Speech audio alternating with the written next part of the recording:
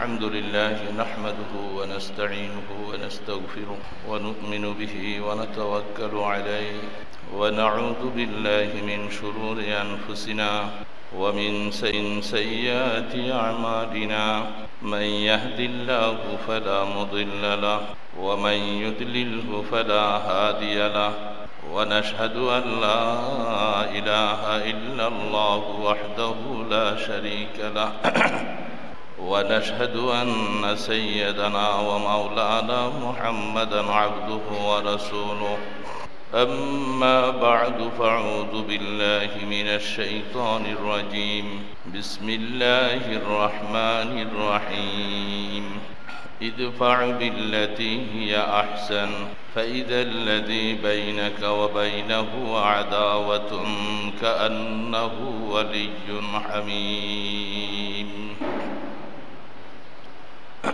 اللهم صل على سيدنا محمد وعلى آله وأصحابه وبارك وسلم اللهم صل على سيدنا محمد وعلى آله وأصحابه وبارك وسلم اللهم صل على سيدنا وعلى آله وأصحابه وبارك وسلم সম্মানিত মুসল্লিয়ান কিরাম আল্লাহ সুবহানাহু ওয়া তাআলা কালামে মজিদের মাধ্যমে কিয়ামত পর্যন্ত আনেওয়ালা সমস্ত মানুষের যাবতীয় সমস্যার সমাধান সব কিছুর ব্যবস্থাপনা উম্মতের সামনে আল্লাহ পাক পেশ করেছেন। জানার অভাব, জ্ঞানের অভাব, সেই হিসাবে কোরআনের সর্ব অবস্থায় আমাদের অনেক কিছুই জানার বাকি। আল্লাহ সুবহানাহু ওয়া তাআলা বিভিন্ন প্রেক্ষাপটে কোরআনের আয়াতকে নাজিল করেছেন, সূরা নাজিল করেছেন। সেই প্রেক্ষাপটটা হয়তো ওই সময়ের জন্যই শেষ হয়ে গেছে। এর মানে তা নয় যে এই আয়াতের হুকুমটাও শেষ হয়ে গেছে, বরং কিয়ামত পর্যন্ত যেহেতু কোরআন চলবে, এই ধরনের ঘটনার কোনো আবৃত্তি হতে পারে, তখন তার সমাধান কি দিয়ে হবে। এই জন্যেই কোরআন কিয়ামত পর্যন্ত, কোরআনের হুকুমও কিয়ামত পর্যন্ত বলবৎ থাকবে। এই জন্য সর্বজমানায় মুসলমানকে কোরআনের জ্ঞান আহরণ করার জন্য বিশেষভাবে নির্দেশ করা হয়েছে। আর কিছু কিছু মানুষ যারা কোরআনকে বুঝতে গিয়ে নিজেদের খেয়াল খুশি মতো কোরআন বুঝে, পূর্বের জামানার এবং সাহাবায়ে কেরামদের হাদিসের সাথে মিলেয়া কোরআনের তাফসীরকে বুঝতে চায় না। তারা স্বাভাবিকভাবে সঠিক শব্দ ব্যবহার করলেও আসলে তারা কোরআনের তাফসীর সঠিকভাবে বুঝছে না এবং বোঝানো সম্ভব হচ্ছে না।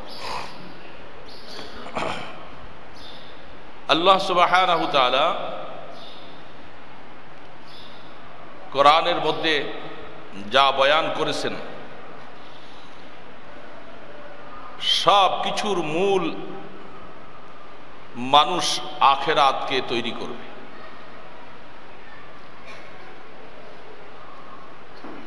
দুনিয়া যেই বস্তুটা আমরা দেখতে পাচ্ছি, আল্লাহ রাব্বুল আলামিন কোরআনকে দুনিয়া সাজাবার জন্য বানান নাই, এটা কোনো সন্দেহ নাই। কোন বিজ্ঞানীরা কোরআনের উপরে গবেষণা করে তারা বলতেছেন যে ইয়াসিন ওয়াল কোরআনিল হাকিম, জ্ঞানময় এবং বিজ্ঞানময় কোরআনকে বলে তারা লক্ষ্য করে কোরআনের ব্যাখ্যা করতে যায়া পৃথিবীতে যা কিছু আবিষ্কার হচ্ছে এগুলি সব কোরআন থেকে আবিষ্কার করা হচ্ছে, আর কোরআনকে বিজ্ঞানময় কোরআন বলে তাফসীর করা হচ্ছে। সায়েন্স বিজ্ঞান এটা পৃথিবীর জগতে চলার জন্য অনেক কিছু আমরা দেখি, আর সায়েন্স এবং বিজ্ঞানের আবিষ্কার মুসলমানরাও ব্যবহার করি, অমুসলমানরাও ব্যবহার করি, এবং তার অধিকাংশগুলি আবিষ্কার করেছে অমুসলমানরা। যেগুলি মুসলমানরাও ব্যবহার করে থাকি, অনেক সময় শিক্ষিত মহল আমাদের মুসলিম জাতির উপরে প্রশ্ন করে বসে, মুসলিম মহামনীষীদের উপরে প্রশ্ন করে যে আপনারা কোরআনের ধারক বাহক নিজেদেরকে মনে করেন, অথচ কোরআন থেকে আপনারা কিছু গবেষণা করতে পারলেন না। কোরআন থেকে গবেষণা করলো বিজাতিরা, তো আপনাদের কোরআন থেকে অন্যরা গবেষণা করে, আপনারা কি করলেন? এই প্রশ্নটা অনেক সময় শিক্ষিত মহলের পক্ষ থেকে, যারা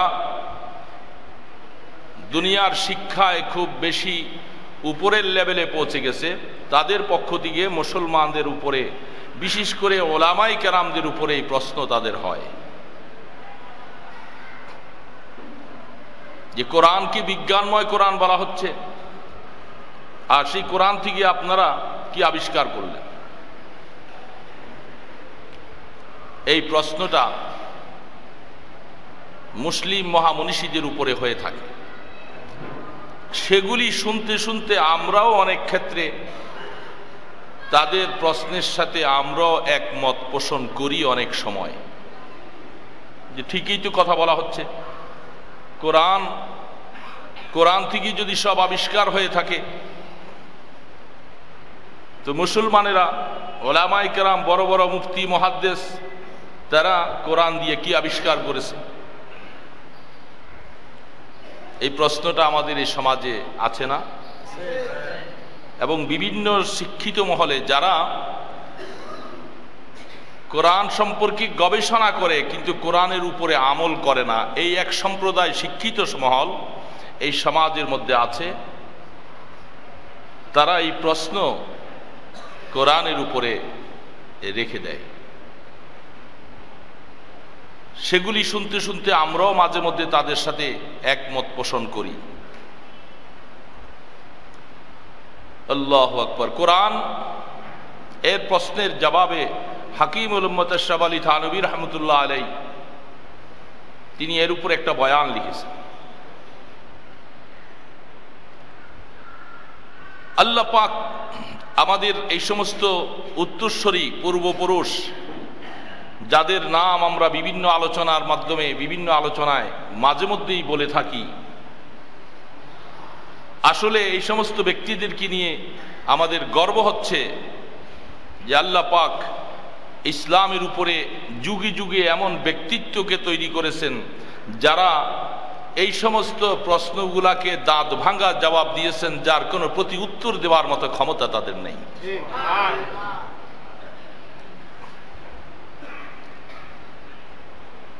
মূল বিষয়টুকু আমাদেরকে বুঝতে অনেক সময় ভুল হয়ে যায়, যার কারণে প্রশ্ন আসে। প্রশ্ন আসাটা ভুল নয়, অন্যায় নয়, কিন্তু সামঞ্জস্যপূর্ণ সমাধান খুঁজে দিতে না পারলেই তখন সমস্যা দাঁড়িয়ে যায়। আমি বিভিন্ন জায়গায় অনেক সময় বিভিন্ন বক্তৃতার মঞ্চে তথাকথিত শিক্ষিত সমাজের মুখে অনেক সময় কথাটা শুনতাম, তারা বলতেছেন ইয়াসিন ওয়াল কোরআনিল হাকিম। ওয়াল কোরআনিল হাকিমের উপরে তারা বিজ্ঞানময় কোরআনের শপথ করে তারা বলছে। তো বিজ্ঞানময় কোরআনটুকু বুঝাতে গিয়ে তারা যা বুঝাচ্ছেন, আর আমরা তখন তার সাথে এক সুরে তাল মিলিয়ে হু হু শব্দ করে থাকি। আসলে ওই বেচারাও কিছু বুঝে নাই, আমরাও কিছু বুঝি নাই। আল্লাহ সুবহানাহু ওয়া তাআলা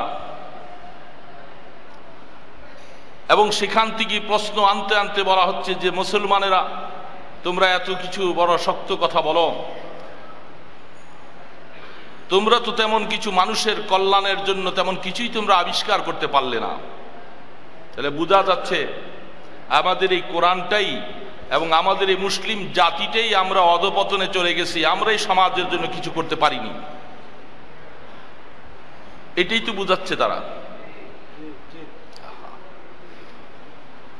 এবং আল্লাহ সুবহানাহু ওয়া তাআলা কোরআনকে সমগ্র কোরআনের সারাংশ নির্যাস যারা বড় বড় মুফাসসির কারিগণ ছিলেন, বিশেষ করে হযরত আব্দুল্লাহ ইবনে আব্বাস রাইসুল মুফাসসিরিন,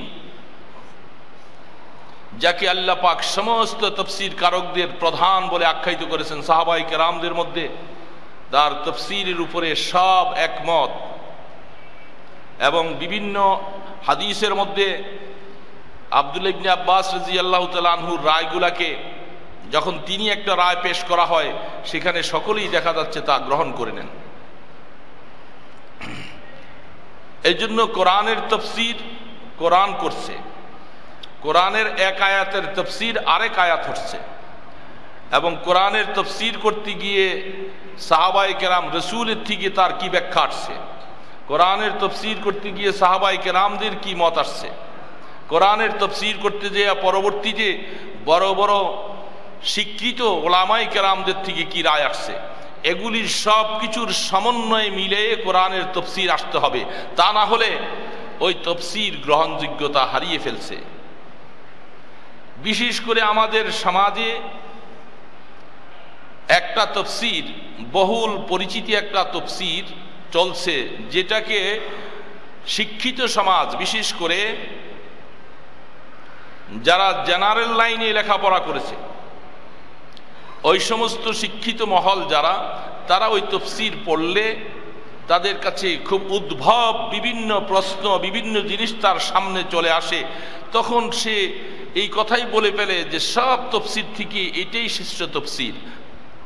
অথচ ওই তাফসীরটা উলামায়ে হাক্কানি রব্বানীদের কাছে কোনো তাফসীরই নয়, যেটাকে শিক্ষিত সমাজ তাফসীর মনে করে খুব বাহবা দেওয়া হচ্ছে, খুব বাহবা করা হচ্ছে। হালাকে ওই তাফসীরের উপরে আমাদের উলামায়ে হাক্কানি রব্বানীদের একমত রায় হলো এটা কোনো তাফসীরের ক্যাটাগরিতে আসে নাই। সেই তাফসীরটা আমাদের এই সমাজে শিক্ষিত লোকদের কাছে আছে, এবং ওটার মধ্যে এই বিজ্ঞানময় বিভিন্ন কথা তার মধ্যে সাজিয়ে দেওয়া হয়েছে। সেই তাফসীরটার নাম তাফহিমুল কোরআন। তাফহিমুল কোরআন নামে একটা তাফসীর বাংলা ভাষায়, বিভিন্ন ভাষায় তা অনুবাদ হয়েছে, বাংলা ভাষায়ও আমাদের সমাজে আছে। এবং সেই তাফহিমুল কোরআনটা শিক্ষিত মহলের কাছে গেলে তারা এর মধ্যে খুব নতুন নতুন সুন্দর সুন্দর জিনিসগুলি তারা এর মধ্যে পায়, বিভিন্ন প্রশ্ন পায়, এবং এই সমাজ বর্তমান প্রেক্ষাপট সম্পর্কে অনেক কিছু তার মধ্যে উদ্ঘাট করা হয়েছে। তখন মানুষ মনে করে যে আসলে,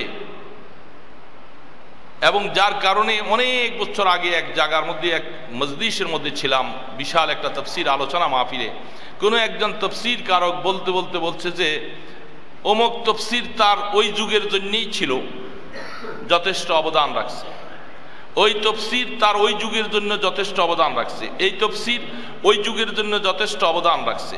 এইভাবে বলতে বলতে বলতে যাইয়া বলতেছিলেন যে তাফহিমুল কোরআন একমাত্র একটা তাফসীর যারা বর্তমান যুগের জন্য এটার থেকে আর কেউ এরকম অবদান রাখে নাই। এই কথাটা সেই আলোচনার মজলিসে যখন বললেন, তখন আমি বললাম যে শতধিক তোমাকে, তুমি তাফসীর সম্পর্কে তোমার কোনো নলেজই নেই।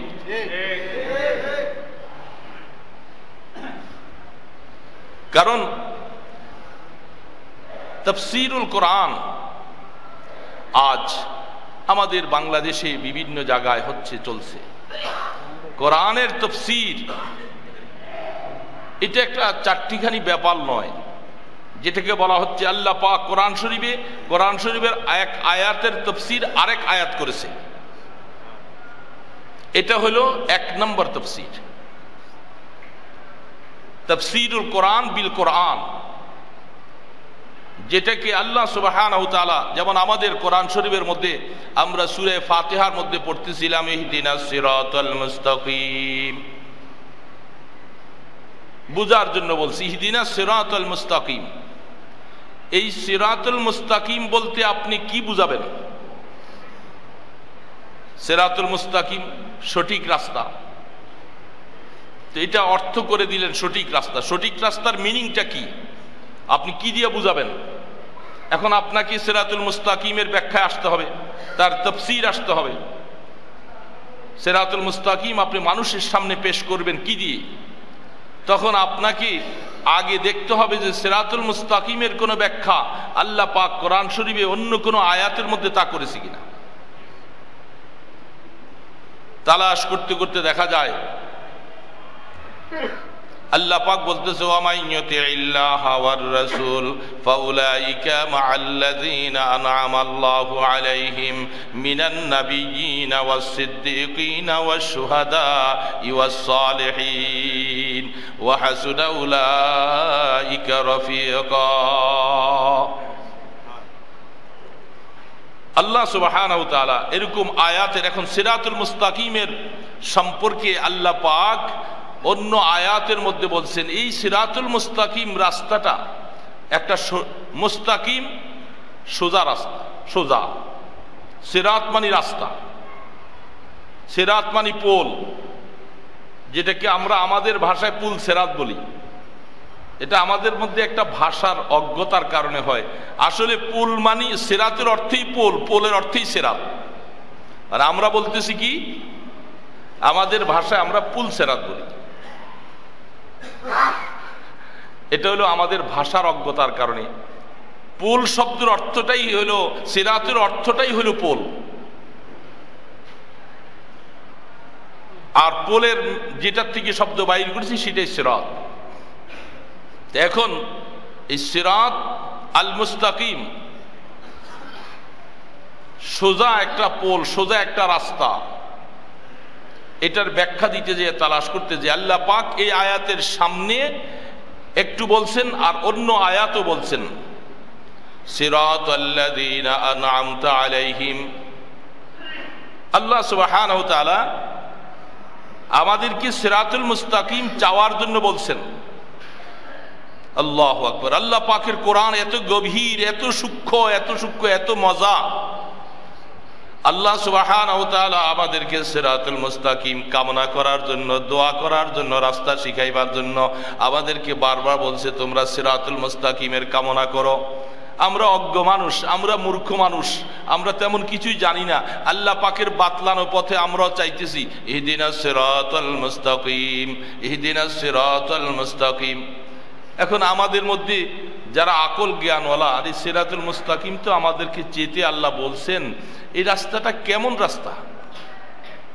এই সিরাতুল মুস্তাকিমটা এটা আমার একটু বুঝে আসলে ভালো হতো, যে সিরাতুল মুস্তাকিমটা কোনটা।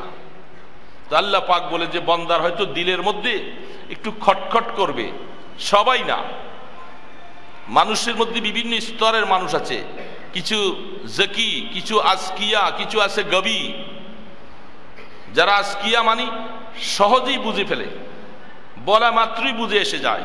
কিছু মানুষ আছে একটু ব্যাখ্যা করলে বুঝে আসে, আর কিছু মানুষ আছে এই ভালো করে ডাঁট না দিলে, দুই একটা ধাক্কা ধুক্কা না দিলে বুঝে আসে না। এই তিন ধরনের মানুষ আল্লাহ পাক এই জন্য কোরআনের বিভিন্ন শব্দকে, এই জন্য আল্লাহর হাবিব কোন একটা কথা কোন মজলিসে বললে তিনি তিনবার বলতেন সুবহানাল্লাহ, তিনবার করে বলতেন। প্রথমবারে যারা এক নম্বর ওয়ালা এরা প্রথমবারে বুঝে ফেলত, যারা তারপরে স্তরে তারা দ্বিতীয় নম্বরে বুঝে ফেলত, তৃতীয় নম্বর ওয়ালা কিছু সাহাবী ছিল যারা তিনবার বলার পরে বুঝতেন।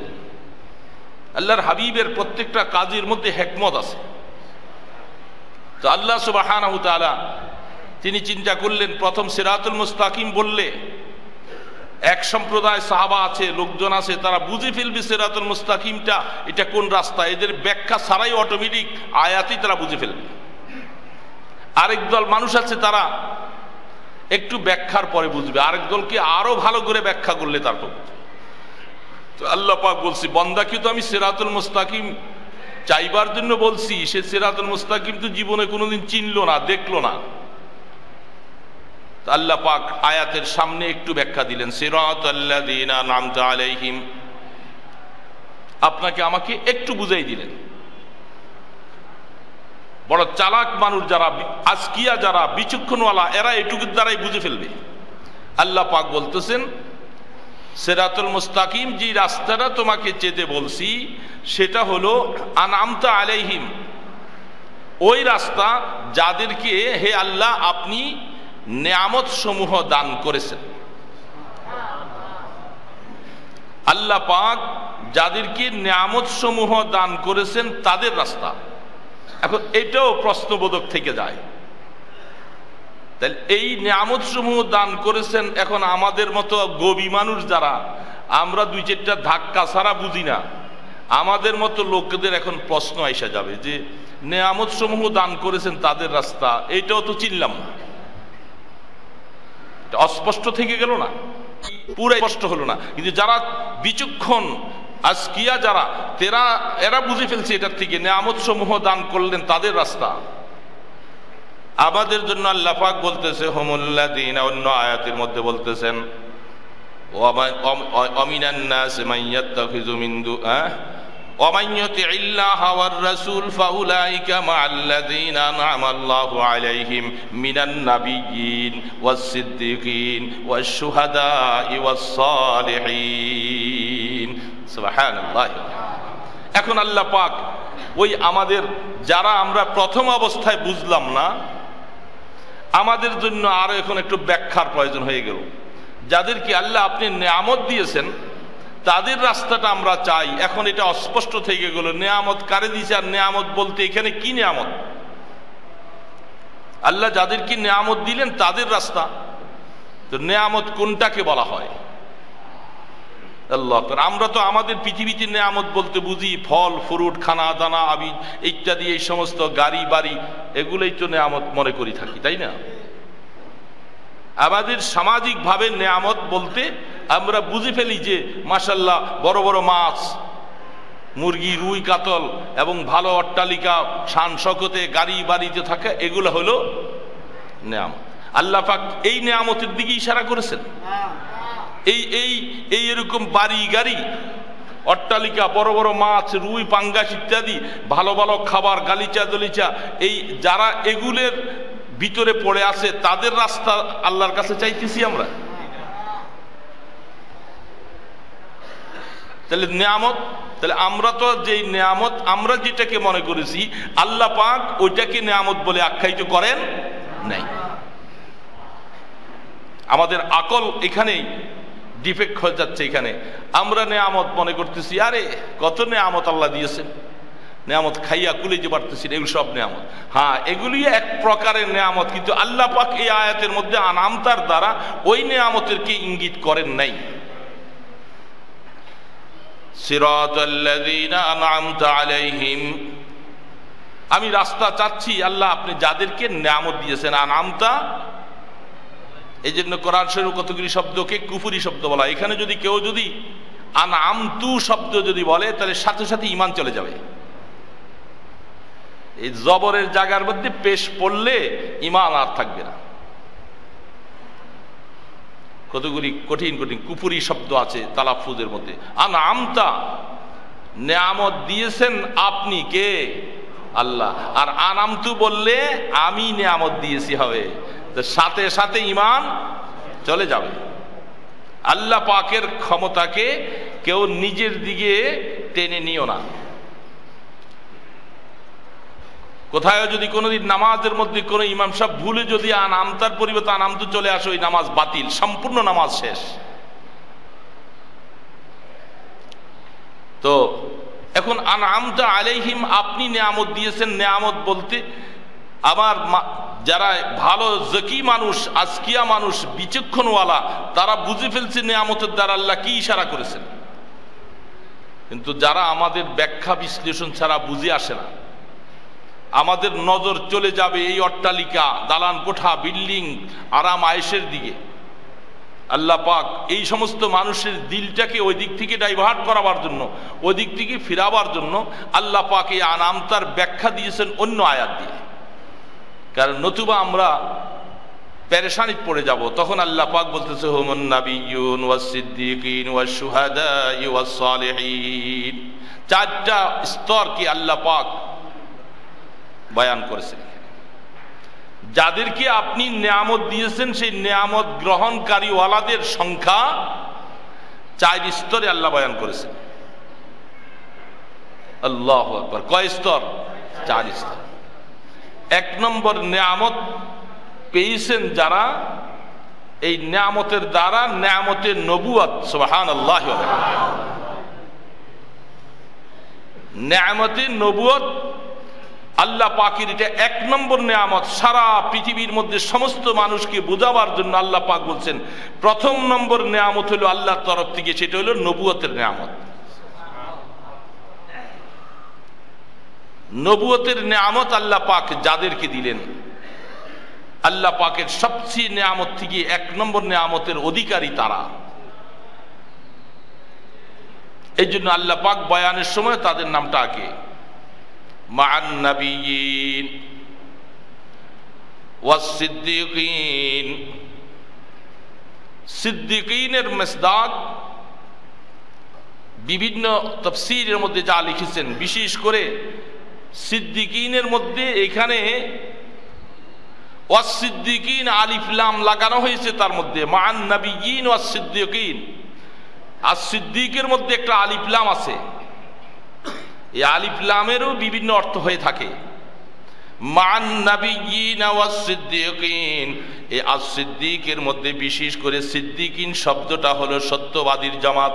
তো সত্যবাদীর জামাত বলে এই পৃথিবীর মধ্যে অনেক আছে।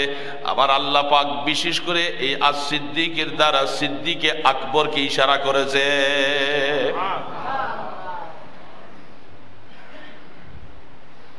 আহাদে জেহেনি, আহাদে খারিজি, ইস্তেগরাকি, জিনসি, আলিফ লাম 4 প্রকার, বিভিন্ন রকমের অবস্থা আছে। আল্লাহু আকবার। মা'আন নাবিয়্যিন ওয়াস সিদ্দিকিন, সিদ্দিকিন তো অনেক আছে। এখানে আস-সিদ্দিকিনের মধ্যে 1 নম্বর স্তর হলো সিদ্দিকে আকবর রাদিয়াল্লাহু তাআলা। এরপরে তার গুণের সাথে যারা গুণান্বিত তারা পরবর্তীতে যাইয়া ওই সিদ্দিকের ইস্তাকের মধ্যে পৌঁছবে। মা'আন নাবিয়্যিন ওয়াস সিদ্দিকিন ওয়াস শুহাদা ওয়াস সালিহিন। আনামতা আলাইহিম, যাদেরকে নিয়ামত দিলেন 3 নম্বর স্তর হলো যারা শুহাদা। শহীদের বহু বচন শুহাদা। শহীদ, শুহাদা, শহীদের হাকিকি মানায় শহীদ, আর শহীদের কাজ পাওয়া গেছে সেটাও শহীদ। 2 শহীদের মধ্যে ফরক আছে, বেশ কম আছে আসমান জমিন। কাফের মুশরিকদের সাথে ইমানের জন্য, ইসলামের জন্য জিহাদ করনেওয়ালা যারা রক্ত দিয়েছে, জীবনকে শেষ করে ফেলছে, এরা হলো 1 নম্বরের শহীদ। এই শহীদের মানার মধ্যে আগুনে পুড়ে মারা যায়, বিল্ডিং ধসে পড়ে যায়, হঠাৎ করে অ্যাক্সিডেন্ট হয়ে মারা যায়, এগুলাকে শহীদ বলা হয়েছে। শহীদের সওয়াব পাবে এরা, আর ওই শহীদ এক না।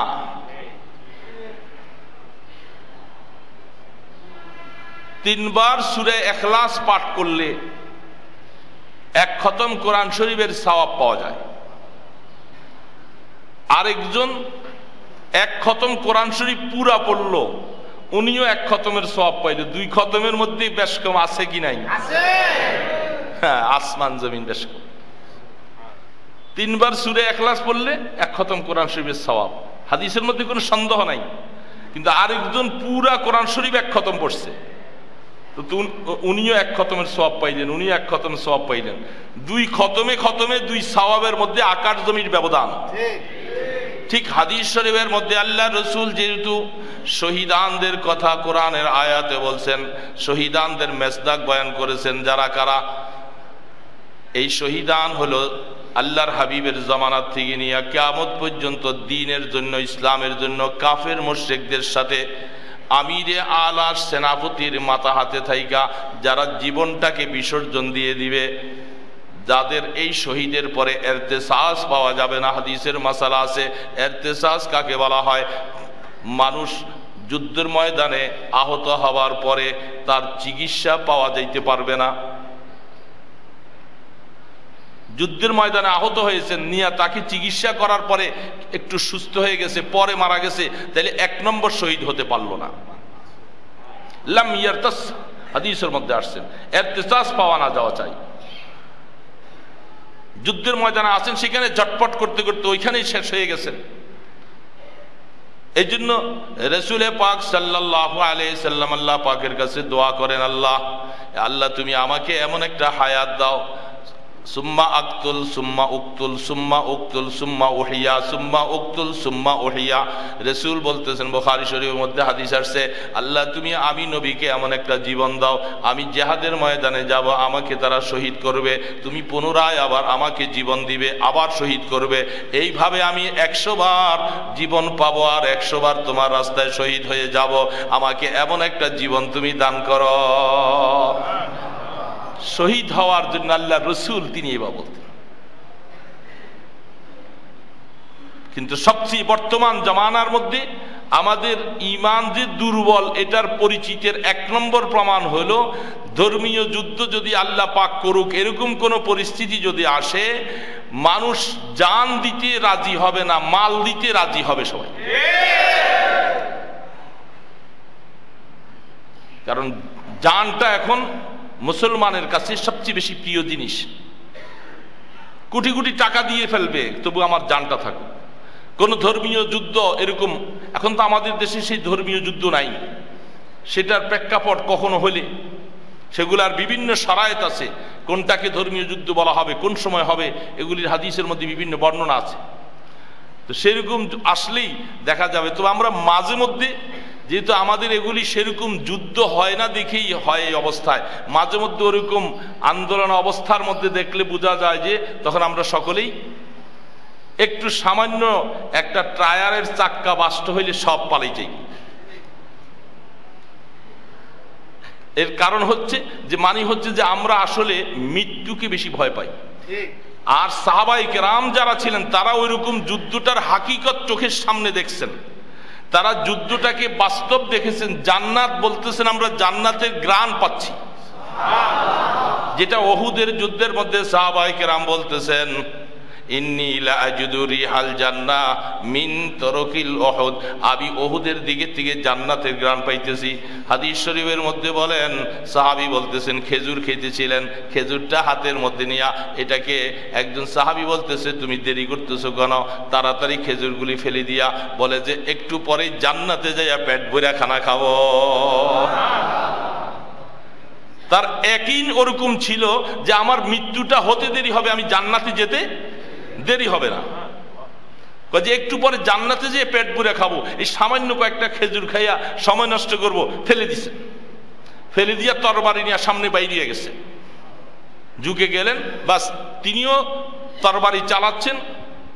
আর আগের জমানার যুদ্ধ তো আল্লাহু আকবার, আজীব আজীব হালাত, যে সমস্ত জঙ্গি ইয়ারমুকে, জঙ্গি হুনাইনে বিভিন্ন যুদ্ধগুলার বর্ণনা হাদিসের মধ্যে পাওয়া যাইতেছে। কাফেরদের পক্ষ থেকে বাহাদুর সামনে আইসা সে ডাকতে থাকে, কে আসবা আমার মোকাবেলা, আসো। আল্লাহু আকবার, আল্লাহ সুবহানাহু ওয়া তাআলা এইভাবে কাফেরদের পক্ষ থেকে তারা আওয়াজ দিচ্ছে, এইদিকে মুসলমানদের থেকে হযরত আলী কাররামাল্লাহু ওয়াজহাকে পাঠাইছেন আল্লাহ রাসূল। তাহলে বোঝা যাচ্ছে, দেখেন তখনকার যুদ্ধটা কেমন যুদ্ধ ছিল। আরে এখন তো পুটপাট করে মাইরা দিয়া বাহাদুরি দেখাচ্ছিল, ওই জমানার যুদ্ধ এটাই ছিল আসল পুরুষতার যুদ্ধ। সামনে চলবে তরবারি, তখন দেখা যাবে যে কে ইমানের উপরে কত বলিয়ান। তো এই জন্য সাহাবায়ে কেরাম, আল্লাহর রাসূল তিনি দোয়া করলেন যে আল্লাহ, কিন্তু আল্লাহর হাবিব দোয়া করেছেন, কিন্তু রাসূল পাক সাল্লাল্লাহু আলাইহি ওয়াসাল্লাম যুদ্ধের ময়দানে শহীদ। এটার মধ্যে বিভিন্ন হিকমত, তাফসীরে কোরআনে বহুত কথা আছে যে আল্লাহর রাসূলকে আল্লাহ পাক ওইভাবে কাফেরদের হাতে যেইভাবে আহত হয়েছেন উহুদের যুদ্ধে, তা আল্লাহ পাক তো ওইভাবে তো দেখা গেল রাসূল ইন্তেকাল করলে দেখা যেত শহীদ হয়ে গেছেন। আল্লাহ সুবহানাহু ওয়া তাআলা রাসূল পাক সাল্লাল্লাহু আলাইহি সাল্লামের দোয়াকে আল্লাহ পাক কবুল করেছেন, রাসূলকে শহীদের মর্যাদাও দিয়েছেন। আর আল্লাহ রাব্বুল আলামিন সাধারণ মৃত্যু হিসাবেও রাসূল আছেন, এই জন্য শহীদের মাকামও আল্লাহ রাসূলকে দিয়েছিলেন। এই জন্য ইন্তেকালের আগে ওই বিষ মিশ্রিত, ওই ইহুদি মহিলার বিষ মিশ্রিত ছাগলের গোশত রাসূলকে সহ বকরির গোশতের মধ্যে বিষ মিশ্রিত করে সাহাবায়ে কেরামের সামনে পেশ করলেন, রাসূলও খাইলেন। একজন সাহাবী তো সাথে সাথে শহীদ হয়ে যান, কিন্তু আল্লাহ রাসূল খাওয়ার পরে মাথার মধ্যে একটু অনুভব করলেন ব্যথা। সেটা হাদিসের মধ্যে বর্ণনা আছে, ওই মহিলাকে শাস্তি দেওয়া হয়েছিল ইত্যাদি অবস্থা দিয়তের পরিবর্তে, কেসাসের পরিবর্তে দিয়ত আসছিল। কেন বিষ মিশ্রিত করলা? বলে বিষ যেহেতু এই মুহাম্মদ যদি সত্য নবী হয় তাতে বিষে তাকে কোনো অ্যাকশন করবে না, আর যদি সে সত্য নবী না হয় তাহলে বিষ খাইয়া মজা যাক, আমরা তার জ্বালা যন্ত্রণা থেকে বেঁচে যাব। তো বিষ খাইলেন। আল্লাহু আকবার। অনেক অনেক জায়গার মধ্যে এরকম আছে, ওই বিষ ওই জিনিসও তাকে ইশারা করে বলে দেয় যে আমাকে বক্ষণ করো না, আমার মধ্যে এই অবস্থা আছে। কিন্তু ওই অবস্থার ভিতরে ওই দিন ওই বিষটা তো রাসূলও খেয়ে ফেলছিলেন, কোনো ক্ষতি হয় নাই। ওই বিষের অ্যাকশনটা হাদিস শরীফের বয়ান হচ্ছে, রাসূল পাক সাল্লাল্লাহু আলাইহি সাল্লাম যখন মরজে মওতের মধ্যে দুনিয়ার থেকে যাবার প্রকালে যখন আসলেন, ওই অবস্থার ভিতরে ওই বিষের অ্যাকশনটা আল্লাহর তরফ থেকে রাসূলের মাথার মধ্যে দিয়ে দেওয়া হয়েছে। আল্লাহ পাকের মাকসাদ হলো আমার রাসূল যে বারবার করে শহীদের দোয়া করতেন, আমার রাসূলকে আমি শহীদের মাকাম দান করব, এই জন্য সেই ব্যথাটা দিয়া রাসূলকে ওই ব্যথা অবস্থায় এই জন্য বারবার বলতেন ইন্নালিল মাউতি লাসাকরাত, ইন্নালিল মাউতি লাসাকরাত। বারবার যে রাসূল বলতেন মাথার ব্যথা, মাথার ব্যথা। আল্লাহ রাসূলকে আল্লাহ পাক শহীদের মাকাম দিয়ে দুনিয়ার থেকে বিদায় করবেন, এই জন্য আল্লাহ পাক এই অবস্থাটা সূচনা করেছেন। তো যাই হোক, রাসূল পাক সাল্লাল্লাহু আলাইহি সাল্লামের সাহাবায়ে কেরাম তারা তো এই অবস্থায় শহীদ হতেছিলেন। হুমুশ শুহাদা, এই হইল শহীদ। ওয়াস-সালিহিন, সালেহীনের মেসদাক কিয়ামত পর্যন্ত চলবে। শহীদের অবস্থাটা কখনো কখনো আসবে। আর হাকিকতে সিদ্দিক তো চলে গেছেন, তারপরেও প্রত্যেক জামানার মধ্যে সিদ্দিকিনের জামাত আছে।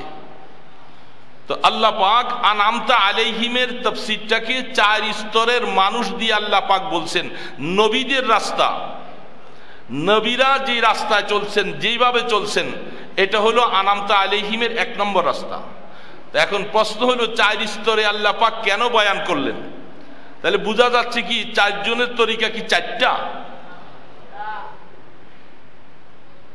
খুব বোঝার জন্য বলছি, 4টা স্তরে আল্লাহ পাক বয়ান করলেন। আসলে তো 4 জনের রাস্তা একটা, রাস্তা একটা না, কিন্তু আল্লাহ পাক বয়ান করলেন 4 ভাগে। নবীন, সিদ্দিকিন, শুহাদা, সালেহিন। আনামতা আলাইহিম, যাদেরকে আল্লাহ আপনি নিয়ামত দিয়েছেন, সেই নিয়ামত দেনওয়ালাদের স্তরকে আল্লাহ পাক 4 ভাগে ভাগ করলেন। তাহলে আমরা মনে হয় বোঝা যাচ্ছে নবীদের রাস্তা যেটা, সিদ্দিকিনের রাস্তা আরেকটা, সিদ্দিকের রাস্তা যেটা, শহীদের রাস্তা আরেকটা, শহীদের রাস্তা যেটা, তারপরে সালেহিনদের রাস্তা আরেকটা। হাকিকত তো তালাশ করলে দেখা যায় 4টা রাস্তা একটাই রাস্তা, কিন্তু আল্লাহ পাক এটাকে 4 স্তরে বয়ান করলেন। আল্লাহু আকবার। আনআমতা আলাইহিম, 4 স্তরের মধ্যে আল্লাহ পাক নিয়ামতের রাস্তা বয়ান করতে যায়। 1 নম্বরে নবীদের, যেহেতু নবীদের রাস্তা যেটা, ওইটাই আল্লাহ পাকের রাস্তা, ওইটাই শহীদানের রাস্তা, ওইটাই সালেহিনের রাস্তা, ওইটাই শহীদান সকলদের রাস্তা। এখন আল্লাহ পাক 4 ভাগে ভাগ করে 4 স্তরের, যেহেতু জমিনের মধ্যে মানুষের অবস্থা হবে, কেউ কেউ দেখা যাবে তারা সরাসরি 16 আনা আমলের মধ্যে যে পৌঁছতে কষ্ট হবে, কারণ নবীদের যেই মাকাম ছিল ওই নবীদের মাকাম অনুযায়ী আমল করা উম্মতের জন্য কঠিন হয়ে যাবে। কারণ নবীরা তো সম্পূর্ণ আল্লাহ পাকের তরফ থেকে নেগরানিতে তার রহমতের হাতে ধরা থাকা অবস্থায় তারা কাজ করছে। সেটা উম্মতের জন্য সম্ভব নয়। নূহ আলাইহিস সালাতু ওয়াস সালাম কি মারতে মারতে মারতে মারতে মারতে মারতে জীবনে এত মারা মারছে, গলার মধ্যে রশি দিয়া পেঁচাইয়া, কাপড় দিয়া পেঁচাইয়া তাকে নিয়ে ফেলে দেওয়া হয়েছে যে নূহ শেষ। এমন একটা মায়ের কোনো মানুষ কি দিলে, আপনার মতো আমার মতো মানুষ কি দিলে? আর মানুষ দেওয়া লাগবে না, হাত পা বাইন্দা, যেই মশা আমাদের দেশে বাইন্দা তুলে এক রাত্রেই তো খাইয়ে ফেলবে মশা। আমাদের জীবনের যে হালাত অবস্থা, কিন্তু নবীদের এতভাবে মারার পরেও আল্লাহ পাক ওনাকে আবার সুস্থ করে দিলেন। আবার আগামীকাল যে বলছে নূহ আবারও যে দাওয়াত দাও, আবারও যে দাওয়াত দাও। আর এইভাবে মায়ের খাইতে খাইতে 40 বছর বয়সের থেকে মায়ের খাওয়া শুরু করলেন, 900 বছর পর্যন্ত মার খাইলেন। এটা কি একটা সাধারণ কথা? কয়দিন পারবে মার খেতে? এই জন্য নবীদের মাকাম যেটা, এটা উম্মতের দ্বারা সম্ভব না। সাওমে বেসাল আল্লাহ রসুল রাখছেন, লাগাতার 2 মাস রোজা রাখছে, মাঝখানে কোনো ইফতার করেন নাই। এটাকে সাওমে বেসাল বলা হয়। রোজা রাখছেন, আজকে রোজা রাখছেন, কালও রোজা, পরশু রোজা, লাগাতার 60 দিন রসুল রোজা রাখছেন। মাঝখানে কোনো ইফতারও নাই, সেহরিও নাই। সাহাবায়ে কেরাম আল্লাহর পয়গম্বরের কাছে যে আবদার করতেছে, ইয়া রাসূলুল্লাহ, কি আশিক ছিল তারা, কি আশিক ছিলেন। রাসূল করতেছেন, আমাদের মন চায় আমরাও সাওমে বেসাল করি, ইয়া রাসূলুল্লাহ আমাদেরকে একটু বলে দেন, আমরাও মনে চায়। আল্লাহ রাসূল বলেন, সাহাবারা তোমরা পারবে না, তোমাদের জন্য এটা কঠিন ব্যাপার, জীবন হালাক হয়ে যাবে, জীবন শেষ হয়ে যাবে। বলে, ইয়া রাসূলুল্লাহ আপনি যে করতেছেন। রাসূল বলেন, আল্লাহু ইউতিমুনি ওয়া ইয়াসকিন। সাহাবারা তোমরা পারবে না, আমাকে আমার আল্লাহ খাওয়ায়, আমার আল্লাহ পান করায়। এখন আল্লাহ কিভাবে খাওয়ায়, কিভাবে পান করায়, এটা তিনি বুঝেন, আল্লাহই বুঝেন। এই জন্য এটা উম্মতের জন্য সম্ভব না। এই জন্য আল্লাহ পাক মানুষের অবস্থার মধ্যে যেহেতু সালেহিনদের মেসদাক থাকবে, শহীদানদের যুগটাও থাকবে, সিদ্দিকিনের থাকবে, এইভাবে এই কালটার সময়কালে স্তরের ভিতরে বিভক্ত হবে। আল্লাহ রাব্বুল আলামিন এই নমুনাটা রাখার জন্য 4টা ভাগ করে আল্লাহ পাক বয়ান করে বুঝাইছেন। এই 4টা অবস্থা কিয়ামত পর্যন্ত নবীনদের দরজা বন্ধ হয়ে যাবে, বাকি 3টা স্তর কিয়ামত পর্যন্ত জমিনে থাকবে। এরকম লোকও পাওয়া যাবে। সালেহীন আছে না নাই? সালেহীন আছে। সিদ্দিকিনদের মধ্যে ওই মাকাম পর্যন্ত পৌঁছা যাবে না, কিন্তু কিছু কিছু লোক ফরদে কামেল এখনো আছে। তো আল্লাহ রাব্বুল আলামিন এইভাবে করে আনামতা আলাইহিম, কোরআনের তফসির, কোরআনে আয়াত দিয়া তফসিরুল কোরআন বিল কোরআন, কোরআনের তফসির কোরআন দ্বারা হয়েছে। তফসিরুল কোরআন বিল হাদিস, তফসিরুল কোরআন হাদিস দিয়া। হাদিস হয়েছে মানে রাসূল পাক সাল্লাল্লাহু আলাইহি ওয়াসাল্লামের জবান থেকে আসছে। তো এই জন্য তফসিরুল কোরআনকে আপনি এইভাবে করে যখন কেউ বলবেন, আমাদের দেশের মানুষের সময়, যাই হোক কথা অন্যদিকে চলে যাচ্ছি, সেই অবস্থার মধ্যে গোড়ার মধ্যে আমরা ফিরে চলে আসি। সেটা হলো যে বোঝা যাচ্ছে আল্লাহ সুবহানাহু ওয়া তাআলা এই পৃথিবীটা কোরআনকে বিজ্ঞানময় কোরআন বলে,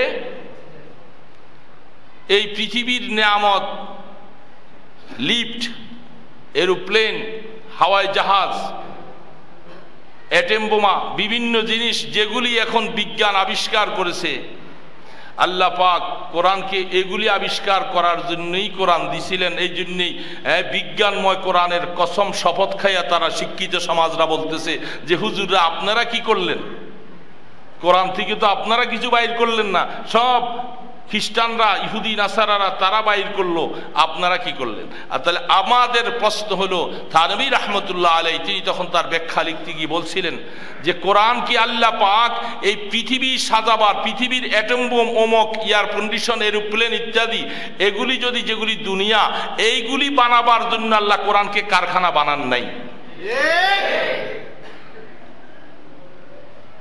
কারণ হাদিস শরীফের মধ্যে আল্লাহ রসুল বলেন, লাউ কানাতিদ দুনিয়া ইনদাল্লাহি মিসলা জানাহা বাউদাতিন মা সাকা কাফিরা। আল্লাহ রসুল বলেন পৃথিবীটাকে আমার আল্লাহ রাব্বুল আলামিন। এখন আপনারা কত রকম কথা, কারণ একটা কথা আছে, যারা পারবে না তাদের যুক্তি অনেক রকমের কথা বলে। কারণ আপনারা বলবেন হ বুঝছি তো, আপনারা পারেন না, হন কত রকম কথা না কইবেন, তাই না? আরে বাবা, আমাদেরকে প্রথম আগে মূল বিষয়ের মধ্যে আসতে হবে। আমাদেরকে আল্লাহ পাক এই পৃথিবী, যদি এই জন্য মূলের মধ্যে না আসলে আপনি প্রশ্নের জবাব দিতে পারবেন না। যদি আমাদেরকে বিমান বানাবার জন্য আল্লাহ বানাতেন, বড় বড় স্টিমার, জাহাজ, হাওয়াই জাহাজ, রকেট, এগুলি আবিষ্কার করার জন্য, চাঁদের দেশে যাওয়ার জন্য, এগুলি যদি আল্লাহ পাক মুসলমানকে যদি বানাইতেন, সর্বপ্রথম আল্লাহ রাব্বুল আলামিন আমাদের নবীর মাধ্যমে এগুলি সমাধান করত। যেহেতু মুহাম্মদ রাসূলুল্লাহ সাল্লাল্লাহু আলাইহি সাল্লামকে আউয়ালিনের এলেম এবং আখিরিনদের এলেম, সব নবী রাসূলদের এলেম যখন আল্লাহ পাক একা মুহাম্মদ রাসূলুল্লাহকে দান করলেন, তো আল্লাহর রাসূলের মাধ্যমে এগুলি বানানো সব সহজ ছিল। কিন্তু আমার রাসূল, আপনার রাসূল, আপনার হাবিব, আমার হাবিব, আল্লাহ পাক যাকে দুনিয়ার মধ্যে কেন বানাইছেন, এই জন্য রাসূলের পুরা জিন্দেগি, 23 বছরের জিন্দেগি, নবুয়তের জিন্দেগির হালাতের মধ্যে রাসূল কোনোদিন এটার প্রতি একটু মনোযোগ দেন না। তাতে বোঝা যাচ্ছে রাসূলের উম্মতের মধ্যে যারা ইমানদার হবে, যারা মুমিন হবে, তোমাদেরকে দুনিয়ার বড় বড় ফ্যাক্টরি, ইন্ডাস্ট্রিজ, মিল কারখানা, তোমাদেরকে দুনিয়া আবাদ করার জন্য আল্লাহ পাক বানান নাই। আমার আল্লাহ পাক এই জন্য বলছেন, এই দুনিয়াটার দাম আমার কাছে যদি একটা মাছির পরের সমান হতো, আমি একটা কাফেরকে এক ঢোক পানিও পান করাইতাম না। এই জন্য আল্লাহ পাক বলেন, এই দুনিয়া আমার কাছে একটা মাছির পরের সমান মূল্য না। এই জন্যই আমি তোমাদেরকে আমার এই দুনিয়ার মধ্যে বড় বড় বিল্ডিং হাঁকাইলে, বড় বড় অট্টালিকার মালিক হলে আমরা মনে করতেছি যে আল্লাহর খুব প্রিয় বান্দারা। যার কাছে যত বেশি দুনিয়া আছে, বিশাল গাড়ি দিয়া চলতেছে, দামি হাবি অবস্থা, বাজারে গেলে বড় বড় মাছগুলি কানে ধরে নিয়ে আসে, তাদের এরকম পয়সা বেশি হলেই বুঝি আল্লাহর প্রিয় বস্তু সে। আমরা মনে করতেছি যে টাকা পয়সা যারকে আল্লাহ বেশি দিচ্ছে বুঝি বেশি প্রিয়, তাইলে আমেরিকাওয়ালারা আল্লাহর বেশি প্রিয়। এরা তো দুনিয়ার মসনদে, দুনিয়ার ক্ষমতার দাপট সবকিছু তাদের হাতে। এখন সারা পৃথিবীটার উপরে এরা এখন কত রকমের চোখ রাঙ্গা কত কিছু করতেছে। তাহলে বোঝা যাচ্ছে আল্লাহ রসুলের কথা হাদিস একটা নয়, এবং কোরআন শরীফের আয়াত একটা দুইটা নয়, প্রায় অগণিত আয়াতের মধ্যে, সবগুলোর মধ্যে আল্লাহ সুবহানাহু ওয়া তাআলা দুনিয়ার ব্যাপারে বলতে যাইয়া বলছিলেন যে খবরদার, দুনিয়ার সাথে এরকম সম্পর্ক করবা কাইস্তাজাল্লা তাহাতা শাজারাতিন। রাসূল বলেন, তুমি সফর করতে চলছো, একটু ক্লান্ত হয়ে গেছো, একটা গাছের নিচে সামান্য সময় একটু বিশ্রাম করলা, আবার একটু পরে আবার রওনা দিছো। বলে এই দুনিয়াটা এরকম হালাত, একটা গাছের নিচে সামান্য সময় বিশ্রাম করার যে অবস্থা, তোমার অবস্থাটা ওরকম বানাইয়ে নাও। তুমি এইখানের মধ্যে এই অবস্থার মধ্যে আছো, তোমাকে দুনিয়া আবাদের জন্য আমি আল্লাহ বানাই নাই। বলে তো এখন এগুলোর মধ্যে চলবেন, আরে বিমানে চলবো, আরো কিছু চলবো, যা কিছু চলবে, তোমরা তো এগুলি সব বানাইছো মুসলমানদের উসিলায়। কারণ আল্লাহ পাকের রসুলের হাদিস আছে না, যে মুসলমান আল্লাহ ওয়ালা একজন দুনিয়াতে থাকবে ততদিন দুনিয়া চলবে। যখন মুসলমান চলে যাবে, একজনও যখন আল্লাহ বলনেওয়ালা থাকবে না, আল্লাহ পাক পৃথিবীকে কায়েম রাখবে না। তাহলে পৃথিবীটা তো তোমরা এগুলি বানাইতে পারতেছো তো আমাদের উসিলায়। এখন আমরা যতদিন থাকি ততদিন তোমাদের মাতবুরি চলবে, আমরা যখন চলে যাব তখন আর একদিনের জন্য তোদের জন্য এই বিমান, এই আসমানে যাওয়া, সমুদ্রে এত কিছু মাতবুরি করা, এত কিছু করবি, জেট বিমান বানাইবি, তখন বানাইস তো যদি তোদের ক্ষমতা থাকে।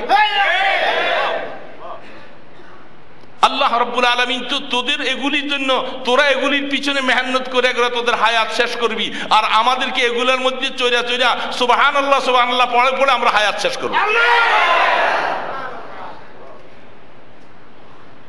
মুসলমান মুসলমান এই জন্য মুসলমান যে কোনো জায়গায় গাড়িতে চলবে, হাওয়ায় জাহাজে চলবে, আল্লাহ পাকের তসবিহ বায়ান করবে, আল্লাহ রাব্বুল আলামিন তসবিহাত পাঠ করবে। তোরা এগুলি সব কিছু বানাইছে, তোরা এগুলার জন্য বিন্দু মাত্র সওয়াব পাবি না। পাইব? কারণ সওয়াব যোগ হওয়ার কোনো ক্ষেত্রই তো নাই।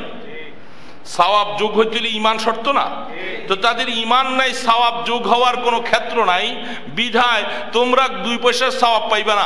আর তোমাদের এরকম জেট বিমান, এরকম বড় বড় হাওয়ায় জাহাজের মধ্যে আমরা বসে বসে আমরা সুবহানাল্লাহ পড়বো, আমাদের সফরটা আল্লাহ পাক জান্নাতের সফর বানাই দিবে।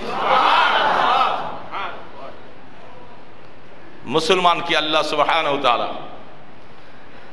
এই জন্যই আল্লাহু আকবার। ওই যে ওই দিন বলছিলাম, সময় নাই আর ওইদিকে যাচ্ছি না, সূরা নাসের মধ্যে শেষে দিয়ে একটা কথা বলা হচ্ছিল, অমিন শাররি ইউয়াসবিসু ফি সুদুরিন নাস মিনাল জিন্নাতি ওয়ান নাস। ওই কয়েক সপ্তাহ আগে সূরা নাসের তাফসীর 2-3 সপ্তাহ বলে বলছিলাম, সেই জায়গার মধ্যে আল্লাহ সুবহানাহু ওয়া তাআলা জিন্নাতের ওয়াসওয়াসার থেকে বাঁচার পৃথিবীতে কোনো হাতিয়ার তৈরি করেন নাই। মানুষের ওয়াসওয়াসা, মানুষের আঘাত থেকে, প্রতিঘাত থেকে বাঁচাবার জন্য আল্লাহ পাক মানুষকে 1 নম্বর হাতিয়ার দিয়েছেন, ইদফা বিল্লাতি হিয়া আহসান ফাইযাল্লাযী বাইনাকা ওয়া বাইনাহু আদাওয়া। মানুষের ক্ষতির থেকে মানুষকে বাঁচাবার জন্য কোরআন শরীফের মাধ্যমে 1 নম্বর হাতিয়ার দিয়েছে তাকে উত্তম চরিত্র। সুবহানাল্লাহ। মানুষের ক্ষতির থেকে মানুষকে বাঁচাবার জন্য ইউয়াসবিসু ফি সুদুরিন নাসি মিনাল জিন্নাতি ওয়ান নাস। ওয়ান নাস বলতে মানুষ, খারাপ মানুষ পৃথিবীতে যত আছে, ক্ষতি দেনওয়ালা, মানুষকে কষ্ট দেনওয়ালা, মানুষকে নষ্ট করার মতো, মানুষের মাল ইত্যাদি সব নষ্ট করার মতো এক সম্প্রদায় মানুষ পৃথিবীতে আছে। আল্লাহ সুবহানাহু ওয়া তাআলা বলতেছেন, এদেরকে প্রতিহত করার জন্য 1 নম্বর হাতিয়ার আমি আল্লাহ পাক দিয়েছি তোমাদেরকে উত্তম চরিত্র। এটা হলো 1 নম্বর হাতিয়ার। এটা আল্লাহর কোরআন বলতেছে। এই সমস্ত মানুষের সাথে তুমি ভালো ব্যবহার করো, ভালো কথা বলবা, ভালো অবস্থা চলবা তাদের সাথে, দেখবা আল্লাহ পাক বলতেছে আমি তোমার দুশমনকে তোমার বন্ধু বানাই দিব। এবং আল্লাহ নিজে বলতেছেন ওয়ালা ইউলাক্কাহা, এটা সবাই করতে পারবে না। ওয়া ইউলাক্কাহা ইল্লাল্লাযীনা সাবারু, যারা আমি আল্লাহ পাকের নেয়ামতের উপরে, আমার দেওয়ার উপরে যারা নিজকে অটল এবং ধৈর্যশীল হতে পারবে, 1 নম্বর গুণ তাদের সবর থাকতে হবে। ওমা ইউলাক্কাহা ইল্লা যু হাজ্জিন আযীম, যাকে আমি আখিরাতের বহুত বড় নেয়ামত দান করব, এই গুণ বিশিষ্ট লোক ছাড়া এই গুণ অর্জন করতে পারবে না। এই গুণ অর্জন করতে হলে, আমাকে উত্তম চরিত্র অর্জন করতে হলে 1 নম্বর হলো ধৈর্যশীল হতে হবে। এবং আখিরাতের মোকাবেলা যদি আল্লাহ পাক আমাকে পুরস্কৃত করেন, ওই লোকগুলোর দ্বারাই সম্ভব হয়, অন্যরা কেউ পারবে না। তাহলে বোঝা গেল 2 নম্বর হাতিয়ার হবে, যেটাকে হাদিস এবং কোরআন যার ব্যাখ্যা দিয়েছেন, সেটা হলো আল জিহাদ ফি সাবিলিল্লাহ। ওই সমস্ত দুষ্ট প্রকৃতির লোকগুলাকে যদি আপনি ভালো কথায়, ভালো পরামর্শে, ভালো কাজের মাধ্যমেও তাদেরকে আপনি রাস্তায় আনতে পারলেন না, তারা সমাজের মধ্যে উচ্ছৃঙ্খল করে, সমাজ খারাপ করে ফেলে, মানুষকে কষ্ট দেওয়া হচ্ছে, তারা ঈমান আনবে না, এই সমস্ত লোকগুলাকে ঠিক করার জন্য বিসাইফ, তরবারির মাধ্যমে তাদের সাথে যুদ্ধ হবে। তখন এই 2টা রাস্তা। 1 নম্বর রাস্তা হলো উত্তম চরিত্র, 2 নম্বরে যাইয়া তরবারি। কিন্তু ইউয়াসবিসু ফি সুদুরিন নাস মিনাল জিন্নাতি ওয়ান নাস, জিন্নাত নামীয় একটা সম্প্রদায় আছে, তাদেরকে প্রতিহত করার মতো আল্লাহ পাক পৃথিবীতে কোনো অস্ত্র, কোনো অ্যাটম বোম, কোনো এলএমজি, কোনো ব্রাশ ফায়ার, এমন কোনো অস্ত্র পৃথিবীতে তৈরি হয়েছে নাকি? কোনো জিনেরে আপনি গুলি করে মারে ফেলবেন? পারবেন না। কিন্তু সে 24 ঘন্টা মানুষের দিলের মধ্যে ওয়াসওয়াসা দেয় কি দেয় না? আল্লাহ রাব্বুল আলামিন এই জন্য সূরা নাসের সর্বশেষ অবস্থা মিনাল জিন্নাতি ওয়ান নাস, জিন এবং মানুষ দুইটা সম্প্রদায় মানুষকে ক্ষতি করবে। এক সম্প্রদায়কে মোকাবেলা করবে তার জবানের মাধ্যমে, উত্তম চরিত্রের মাধ্যমে, ভালো ব্যবহারের মাধ্যমে, আর জিনের থেকে নিজকে বাঁচাইয়া আল্লাহ পাকের জন্য নিজকে কবুল করাবার জন্য এক নম্বর হাতি হলো তসবিহাত। আল্লাহ পাকের তসবিহ ছাড়া জিন্নাতকে দূর করার আর কোনো ক্ষমতা নাই। এই আল্লাহ পাকের তসবিহাতের মাধ্যমে জিন্নাত দূর করা যাবে, এছাড়া তার ওয়াসওয়াসার থেকে বাঁচা যাবে, আমল সোজা রাখা যাবে, আল্লাহ পাকের বান্দা হইয়া কবরে যাওয়া যাবে। এটার এক নম্বর হাতিয়ার হলো তসবিহাত।